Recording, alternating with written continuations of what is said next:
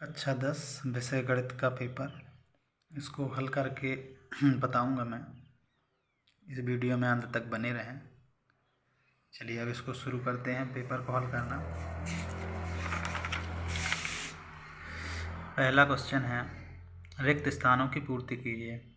√2 एक रिक्त स्थान संख्या है, तो इसमें आपको भरना है अपरिमेय। दूसरा है, एक बहुपद जिसकी घात 3 है वह बहुपद कहलाता है, तो त्रिघात बहुपद कहलाता है। समांतर श्रेणी दी गई है 3/2, 1/2, -1/2, -3/2 का सार्वधातुक D बराबर क्या आएगा, तो इसका सही उत्तर हो जाएगा -1। सभी सर्वांगसम त्रिभुज फिर रिक्त स्थान है तो समरूप होते हैं, इसका सही उत्तर हो जाएगा। अगला है, वृत्त को दो बिंदुओं पर प्रतिच्छेद करने वाली रेखा को छेदक रेखा कहते हैं। किसी घटना E के लिए छठवां है PE + PE नहीं बराबर 1 होता है। चलिए ये हो गया।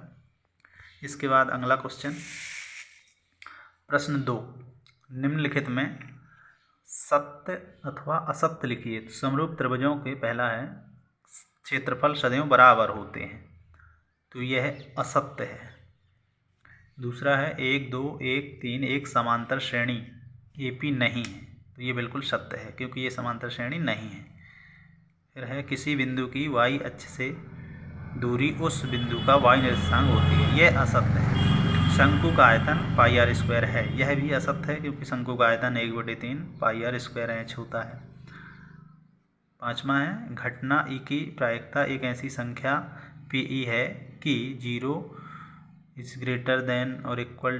PE < 1, तो ये सत्य है। फिर है अगला छठवां, दीर्घ वृत्तखंड का क्षेत्रफल संगत त्रिज्यखंड के क्षेत्रफल से कम होता है, यह असत्य है। इसके बाद है अगला पेज पेपर का,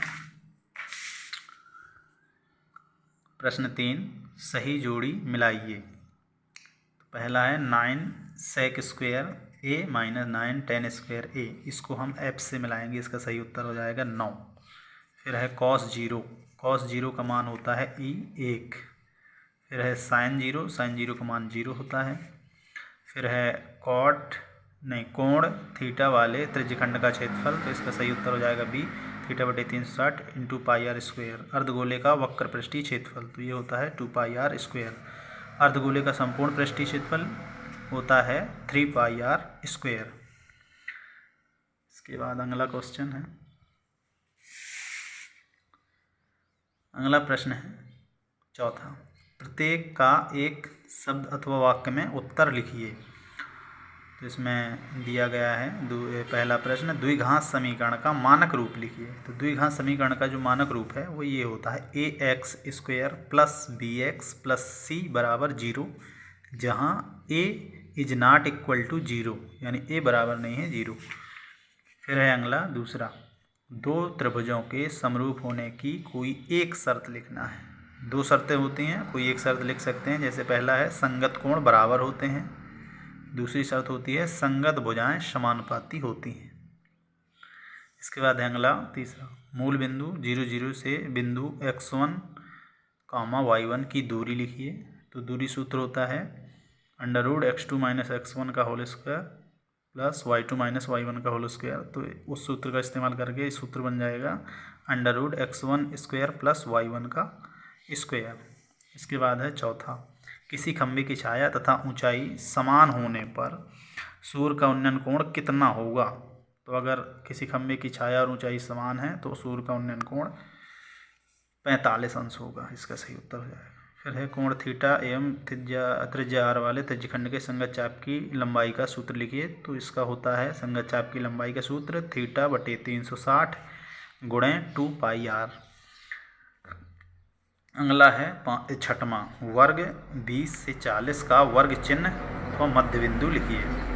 तो वर्ग चिन्ह का सूत्र होता है वर्ग अंतराल की ऊपरी सीमा या उच्च वर्ग सीमा + निम्न वर्ग सीमा बटे 2। तो सूत्र लगाएंगे तो 40 और 20 जोड़ करके 60 हो जाएगा बटे 2, यानी 30 आ जाएगा, इसका सही उत्तर। इसके बाद है प्रश्न 5। प्रश्न 5 में है, सही विकल्प चुनकर लिखिए। यानी संख्याओं 6 व 20 का HCF क्या होगा। तो 6 और 20 का HCF जो है 2 होता है। चलिए इसके बाद है अगला पेज और अगले क्वेश्चन। यदि A1/A2 बराबर B1/B2 बटे C बराबर C1 बटे C2 हो तो निम्न समीकरण का निकाय का हल क्या होगा। तो अगर A1/A2 बराबर B1/B2 बराबर C1/C2 है तो इसके डी इसका सही उत्तर है। अनंतः अनेक हल होते हैं। फिर द्विघात समीकरण AX² plus BX plus C बराबर 0 के मूल वास्तविक और बराबर होंगे यदि विविक्त कर का मान 0 के बराबर होगा। तो इसका बी सही उत्तर हो जाएगा। B² माइनस 4AC बराबर 0। इसके बाद है चौथा, समांतर श्रेणी 2, 4, 6 का 10वां पद। तो सीधी सीधी ये 2 का पहाड़ा लिखा हुआ है, 2 के पहाड़े में 10वां पद आ जाएगा 20 आपका। और सूत्र का इस्तेमाल करके भी इसको निकाला जा सकता है, nवां पद का सूत्र लगा करके। तो इसका सही उत्तर है C 20। फिर है पाँचवा, बिंदु 2, 3 तथा 4, 1 के बीच की दूरी। तो इसमें दूरी सूत्र लगेगा √x2 माइनस x1 का whole square plus y2 minus y1 का होल स्क्वायर। तो इसको हल करेंगे तो A नंबर इसका सही आ जाएगा √8। फिर है अगला छठवां, एक वृत्त की कितनी स्पर्श रेखाएं हो सकती हैं। तो एक वृत्त की अनंत स्पर्श रेखाएं हो सकती हैं। तो इस तरह से ये प्रश्न हो गए आपके 5। इसके बाद है छठवां प्रश्न, 4u² प्लस 8u के शून्य ज्ञात कीजिए। इसके बाद अगले प्रश्न देखिए आप, 7वां प्रश्न ये है। 8वां, 9वां आधारभूत समानुपातिकता प्रमेय का कथन लिखना है। फिर ये 10वां प्रश्न हो गया।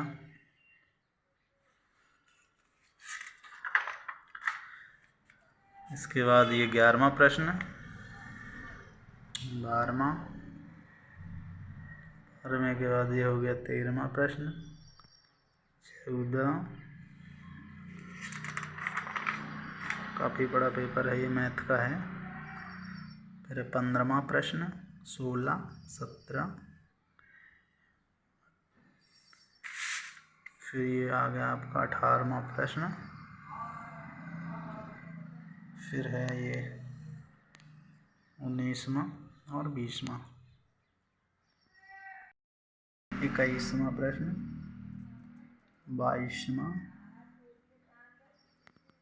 फिर ये है आपका 23वां प्रश्न। इसमें प्रश्न के बाद ये लास्ट पेज। धन्यवाद वीडियो में अंत तक बने रहने के लिए।